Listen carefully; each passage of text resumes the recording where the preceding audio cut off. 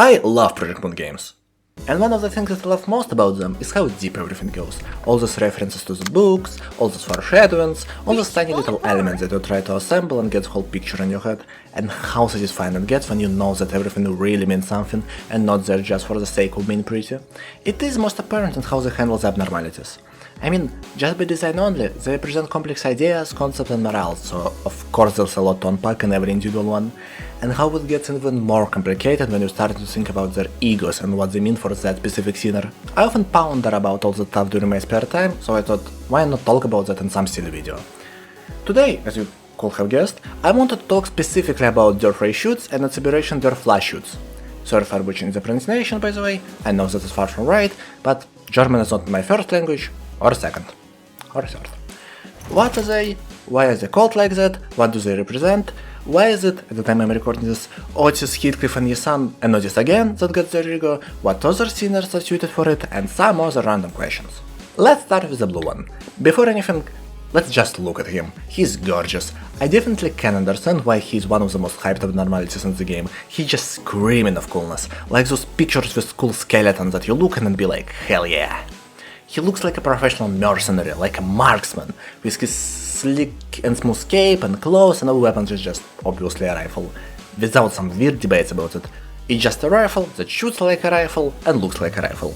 No foreshadowing, for sure. But also, his body is some form of weird dark flame. Apparently, that's so important for the design that we have a whole mechanic and card in Ruina with the same name. But where does the flame even come from? Well, aside from the connection to the devil, like hellish fire and stuff, it's kind of just a pun with the word fire, like to shoot something. First of all, he's bearing the name of an opera that he may be based on. In the conversations about this abnormality, I always hear people say that he is based on it, but it itself based on an old German folk tales, and I honestly do not see more similarities with an opera than with a folklore. I guess this is justified because it's the most popular depiction of the myth and also being the first thing to pop when you search it up. Anyway, Freischütze is a German compound word where Schütz means shooter and Frei means free. Nobody is really sure what exactly free must mean in this context. Wikipedia proposed an idea that it may be from Freikorps, but they became a thing like 2 centuries after the war, so it doesn't really make sense. It is pretty likely akin to free to shoot when or what they want, or something more abstract and magical. So yeah, besides unknown origin, it is pretty simple. Nothing about fire. But this is just an English translation. What about the Korean original? His Korean name is Matanei Sasu, which is, you will be surprised, Korean name for the folktale, an opera. Simplest translation will be shooter of magic bullets. Sasu is just a shooter, no need to look at it. E is just a casing that does not matter to us. Matan, that is the real interesting part, is a word made up from ma, which can mean something ominous and evil, with omen and jinx, but also is the first syllable on magic, and second in the devil. And a tan, which means a bullet. Anything that can be shot really. And, as you can probably guess from setup made like a few minutes ago, it is also burned, burning and everything like that. You can see a lot of things here. Jinx bullet shooter, devil bullet shooter, burnt devil shooter, burnt magic shooter, or maybe even dark flame shooter? We got introduced. We know his looks and his name. Now let's look into his soul. Like he didn't sell it already. Who is this guy? Well, he's the shooter. But the devil too, actually. His lobotomy log story goes like this. The devil made a proposal to the hunter. Gave him his magic bullet that can hit anything, with a catch that the 7 bullets will hit his loved one. So, he killed everyone who he loved and happily used his bullets until sudden realization that there is no more devil watching him. He had become one. Let's quickly clear this up. There is no devil in the city. Well, honestly there probably is one, but that's not what the story meant. Abnormalities take their form from collective unconsciousness of all people, representing some collective experience, and this one, like many others, is based on a story, maybe even fairy tales of sorts. It is just an abnormality. No devil involved, no deals were made, only enkephalin. No drugs, no devil deals, because the only thing that this sort of deals will let you is despair. Despair is the core element of Der Freischütze. Even when he tries to fool the devil, tries to deny the pleasure of making him desperate, he just does it according to the devil's plan. And when the only thing that led him was desperation, he started to shoot everything. He is the unstoppable force that only wants to shoot. He already was patent emotion, so he cannot be stopped. So, his key motives are something like this. Despair, inevitability, both in the way that you cannot trick the devil, he will get what he wants every time, and also in the way that fire bullets will strike at target, and absence of control. He is desperate, he's doing the shooting, without emotions, without personal judgment, he is just doing something that will be done inevitably. At this point he is nothing more than a rifle that he himself shoots. I really like that he is the devil himself, and he's giving us bullets like he gains them from him. This is something original, neither in opera nor in folktales was something akin to this.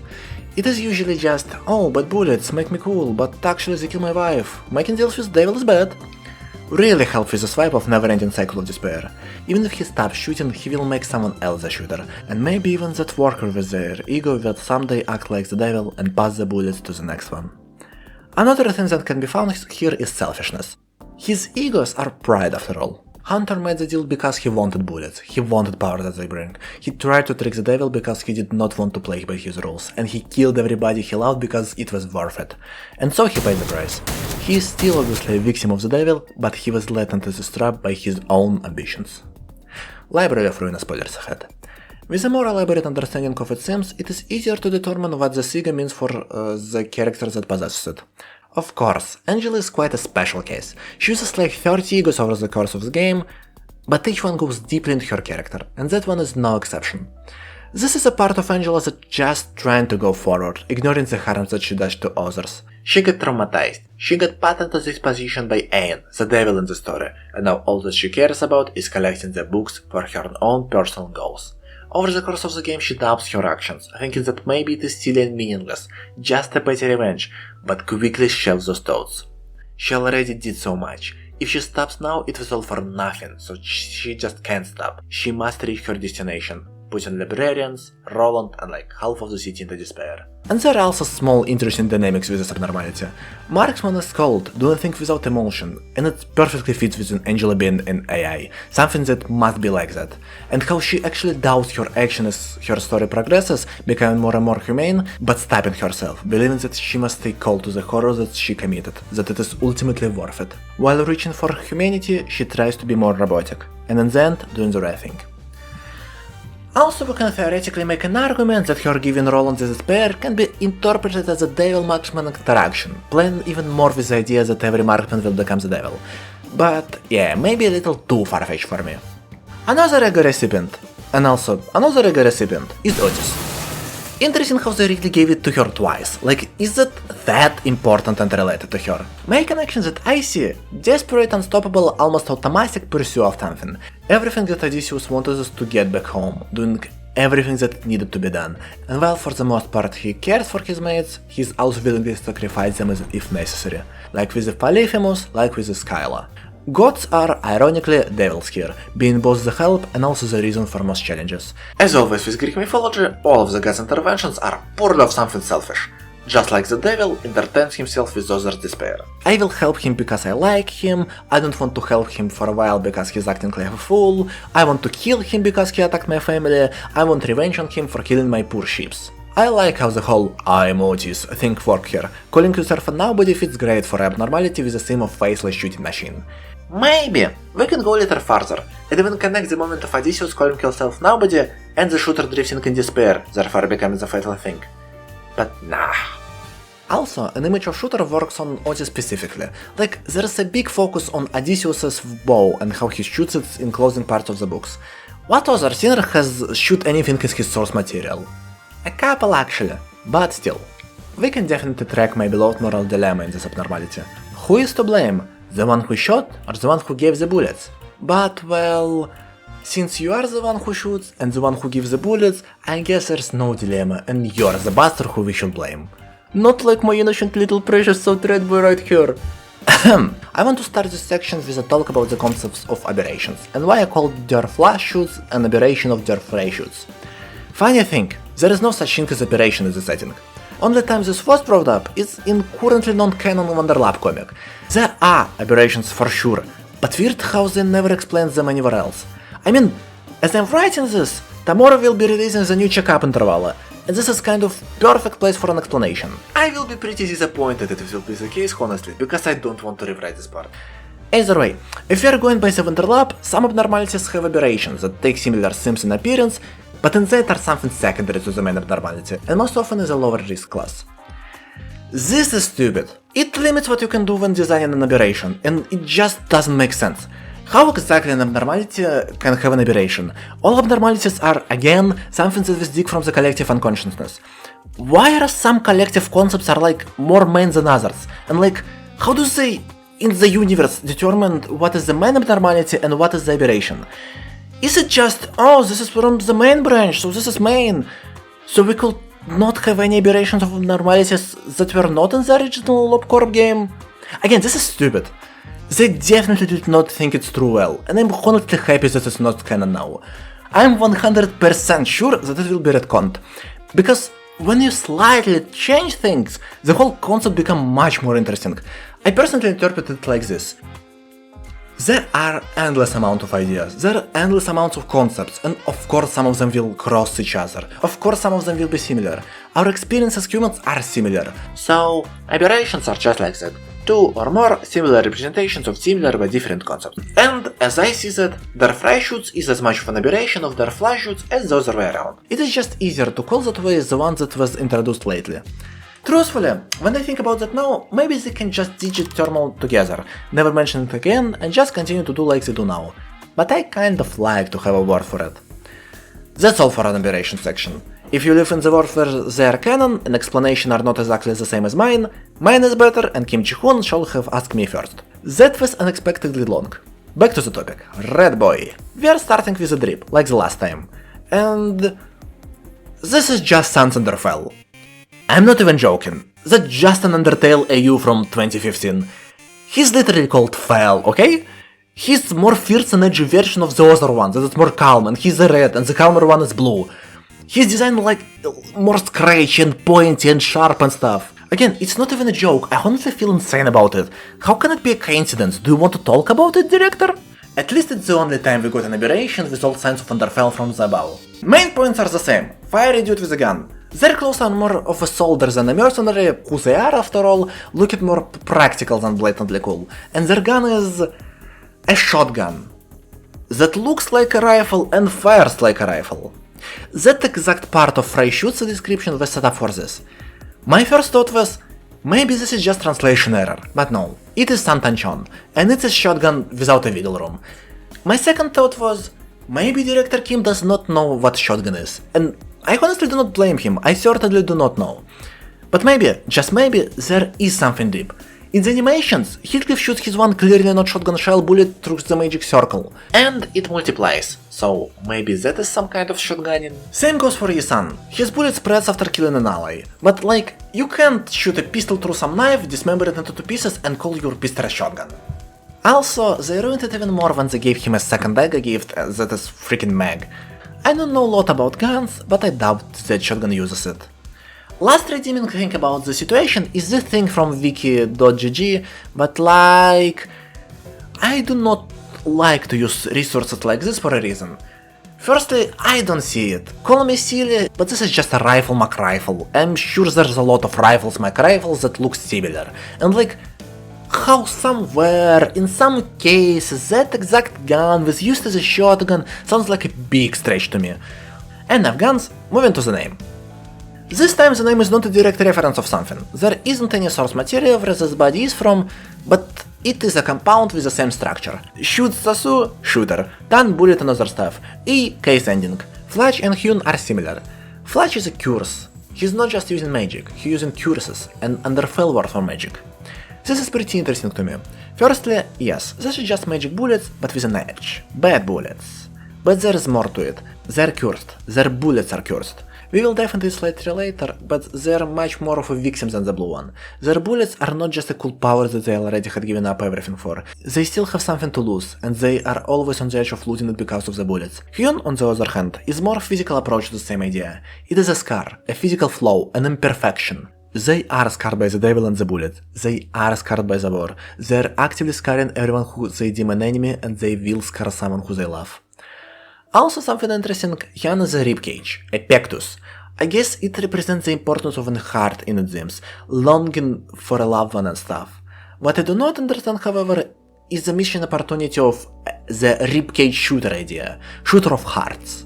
Like, We have an art of Freischütz where bodies have a giant hole in the chest, but Fleischütz event specifically states that their bullets explode heads. Pretty weird. At least we've got an even funnier name pun with the heat leaf corrosion. That's literally a shooting heart. Oh, and I almost forgot, this is their name side by side. This one has an E on the end. Or like, I don't know how they pronounce this letter in German, you know. I know literally nothing about German, but I tried searching it up and everything pointed at it being the feminine noun ending. Think what you want about it, I guess. Now, we can look into who they really are. We found them in the war-torn battlefield, just another soldier with the only thought on their mind is to find and shoot the enemy.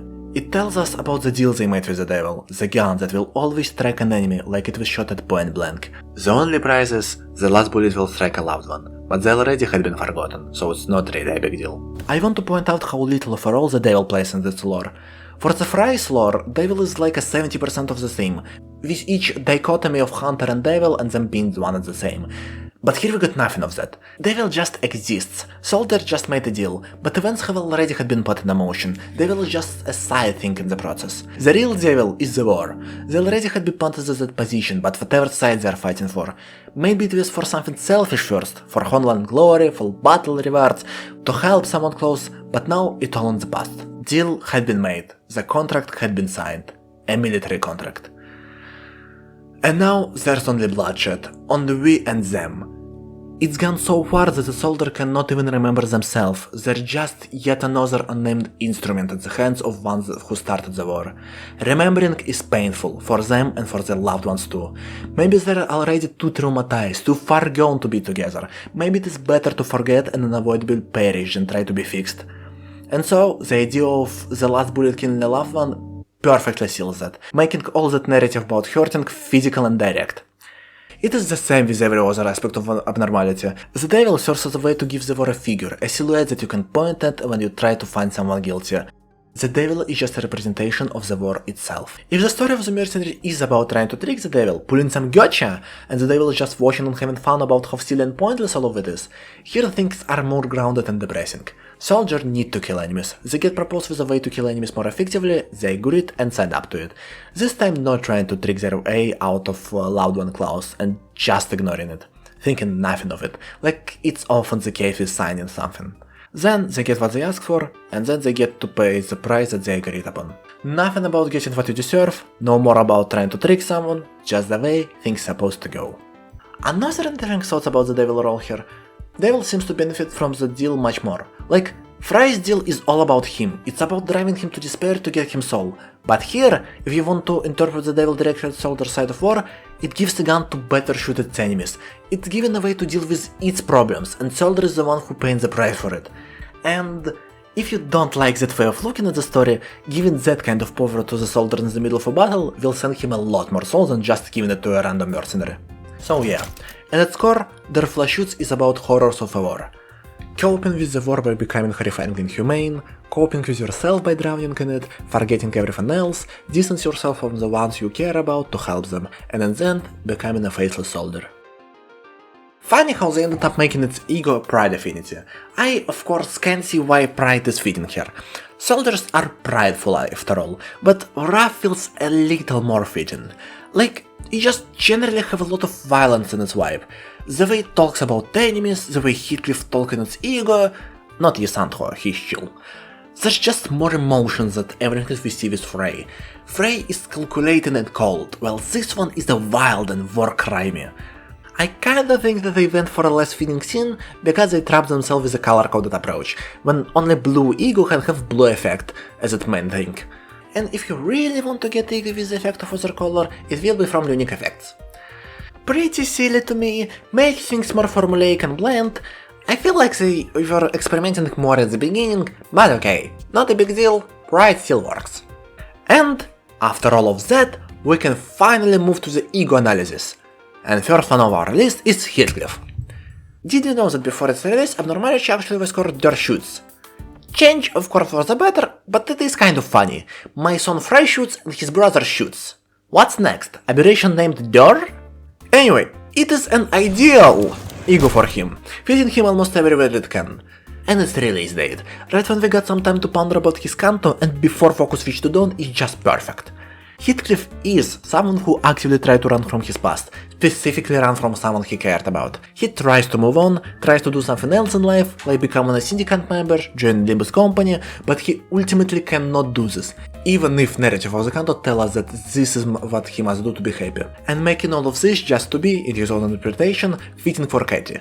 This idea of a need to move on from something that you don't want to, hurting yourself in the process, but then giving up on that and it being the fatal mistake, is what connects them. Inability of moving past Katie is something that made all of Canto 6 happen, and being so sentimental, carrying abandoned as a reminder of loved one, is something that made them dead in the Freischütz case.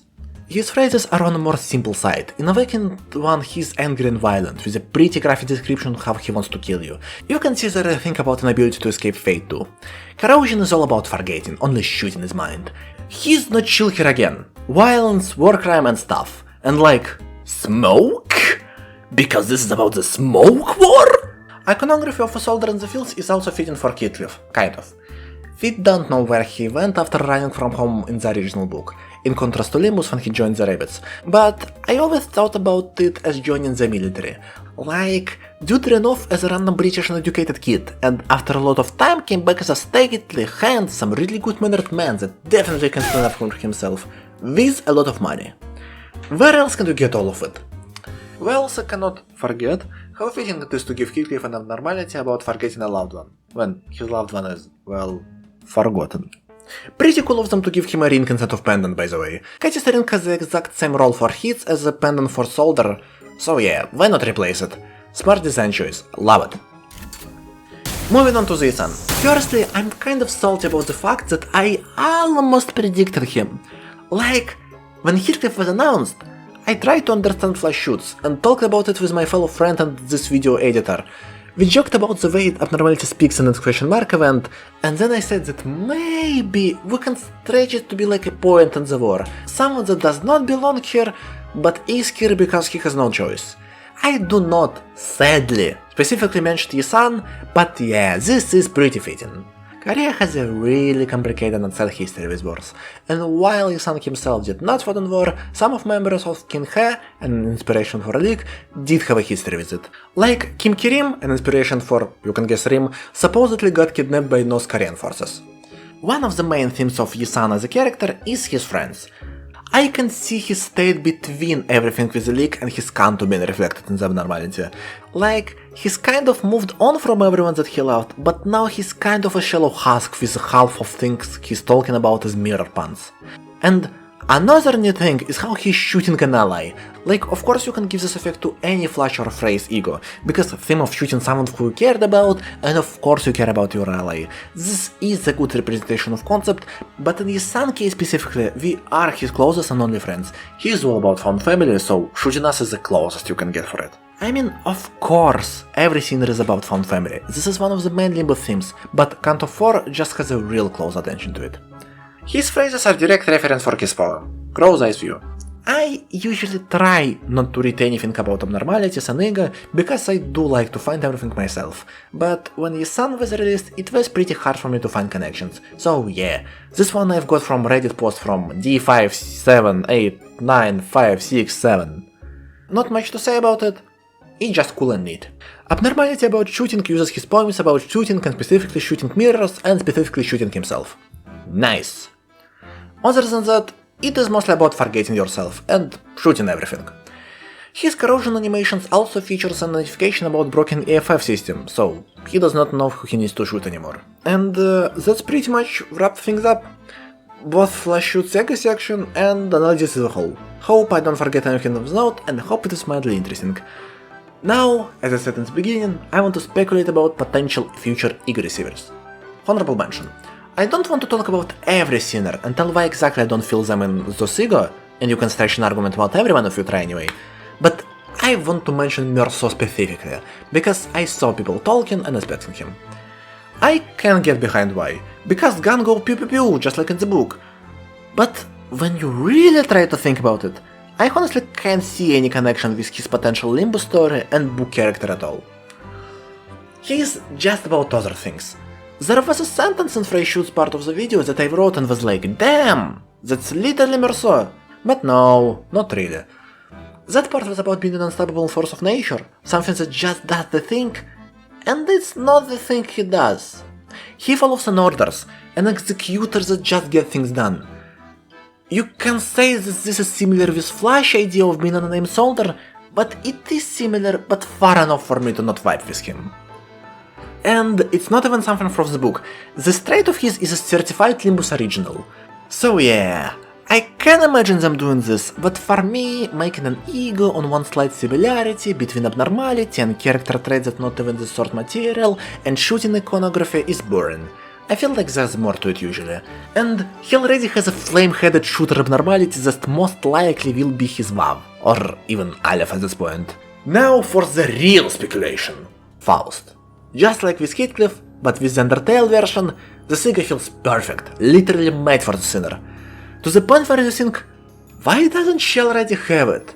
It is abnormality about the deal with the devil, something that book literally made a trope. It is called Faustian bargain after all. Of course, iconography alone is not enough usually, but it fits so perfectly that I would have accepted it. But it's not all. Idea of making an egocentric deal that benefits you, but in the process neglecting everyone around you, even straight up killing people close to you, is something that the book is about. Even part of an ability to trick devils here, and you can even interpret their adventures as a part of an unstoppable force that wants to do something. How Faust ignored everything in the pursuit of happiness and enjoying earthly stuff. But then, you remember that our Faust is just obviously is not the Faust. She is a homunculus, a child in a flask, and this is like truthfully obvious at this point. There's a lot of hints for it in the last story parts, there's nothing about Faust and her iconography, and none of her ego fits the idea of book Faust, but fits perfectly for a homunculus. This is not a video about every Faust ego analysis, but I want to make it someday, so I won't go about it for too long. Anyway, I don't think that we will get it before her canto, when all homunculus stuff is cleared up. Oh, and she is also German, Ishmael, again with the Freischütze. Just imagine her hair turning in the dark flames on the ends. Peak. Ishmael's core shtick is obsession, and we can tie it with the part about uncontrollable force. Her pursuit of Ahab is something that leads her life, the only thing that she ultimately cares about. And like, she absolutely would have made a deal to help her enact revenge, even if this would have meant losing everything and everyone given the opportunity. And of course it is all meaningless in the end, giving her nothing but despair. Idea of duality with someone who harmed you is also really big for her, how she is becoming Ahab, someone she despises, the same way the mercenary became the devil. They can make something funny with her story, where devils played the Ahab role for this version of Ismail, I guess. Not much to say here, but I really love it. Not an obvious one, but unexpectedly great. Sinclair. I can make an argument for both here. I'd like Frey on him, because I like when they made him more edgy. He's troubled, he's inclined to make really bad decisions that hurt or literally kill his close one. He wants to experience the dark world.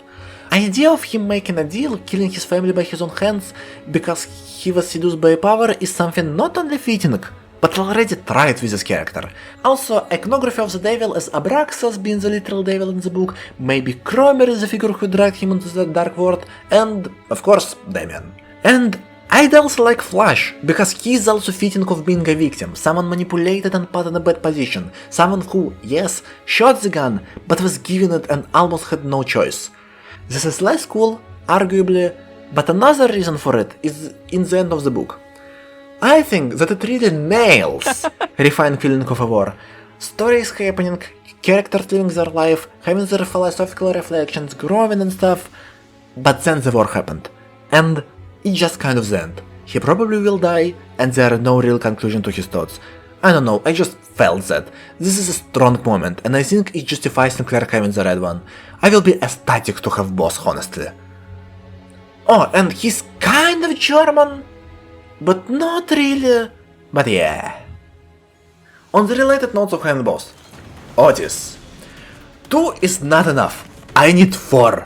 We just got introduced to the LCE Ego gear not to not get Otis' full bullet identity. And standard Ego is just for fun. If Undertale is an Odyssey, Underfell is an Iliad. I think I made my case here. It just works so well. Flash is already referenced as a smoke war, and Otis lore uses smoke war as an analogy for a Troy war. What else do you need? they went to a war, led by someone else. He was missing from his home for almost 20 years. He doesn't even know his own son because of it. And, even if it was a victory, for him, it ended up as a disaster. The theme of hurting close ones because of the war is also works for a lot of stuff with the Achaeans, especially with the Ajax. Oh, and I think being Otis works even better this time. It seems more relevant to the abnormality themes. Also, writing on her watch, I have my family, they had theirs, is just so good here. Like, Flash literally said something like that in the question mark. To be honest, I never read Homer before, and did it for this video, so yeah, I'm really in the vibe now, and I really need this. Otis brain rot. And our last sinner, Gregor. It is pretty obvious here. His whole deal is about being a victim of war. He is a random soldier. Not so random, of course, being actually pretty important, but still. And he even is a victim of a smoke war again, that war that Flash is referencing. Act of him getting his hands also is a good representation of Flash getting his gun, something that will help you win, but will come with the price of hurting ones you should not. Another interesting note, there are a lot of symbolism of pierced heart in his canto, that we can connect with abnormality being a literal ribcage shooter. And Gregor was talking about his hand sniping people's head specifically, to also cover the part that is actually only shoots heads. Overall, out of everyone that I mentioned, I think Gregor is most unavoidable recipient, so obviously fitting that it's just a matter of time. Oh, and he's again kind of German. Like, he's not German at all, but you get me. That's it, folks. Thanks for being here. It is my first experience of writing something at all, and narrationing also. Yeah, and it was really fun. And thanks to my dear fellow editor Vlask for making like everything that is not text and my voice. Check him out, I guess, he's doing Climb to 7 final boss every week. LOL. I have a lot of things that I want to say, and a lot of abnormalities that I want to analyze, so yeah, looking forward to it. Like and subscribe or something.